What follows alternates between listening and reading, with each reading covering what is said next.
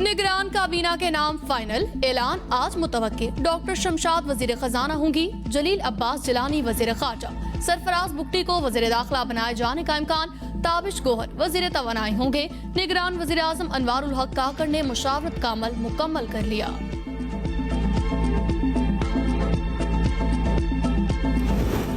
अमरीकी वज़ीर ख़ारजा एंटोनी ब्लिंकन की निगरान वज़ीर आज़म पाकिस्तान अनवारुल हक काकर को ओहदा संभालने पर मुबारकबाद। कहा, पाकिस्तान आज़ादाना मुनसिफाना इंतखाबात की तैयारी कर रहा है। हम आइन, आज़ादी इजहार और इक़्तिसादी खुशहाली के लिए मुश्तरका अज़्म को आगे बढ़ाते रहेंगे।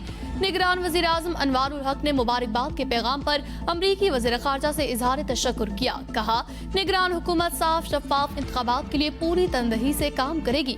हम अमरीका के साथ शराकतदारी को अहमियत देते हैं।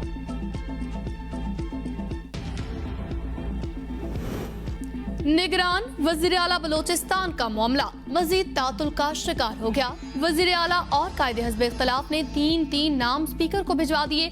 असम्बली की जानिब से नोटिफिकेशन जारी न हो सका।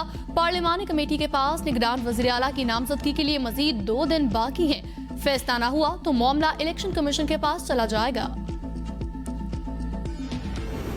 निगरान वज़ीर आला सिंध जस्टिस रिटायर्ड मकबूल बाकिर आज ओहदे का हल्फ उठाएंगे। गवर्नर हाउस सिंध में मुनक्किदा तकरीब में कामरान टेसोरी हल्फ लेंगे। हल्फ बर्दारी तकरीब में शिरकत के लिए सूबे की अहम शख्सियात और सियासी रहनुमा मदऊ हैं। सानिया बहावलपुर के शौदा की आज 36वीं बरसी। 17 अगस्त 1988 को जहाज क्रैश होने से सदर जनरल ज़ियाउल हक और दीगर जाँ बहक हुए थे।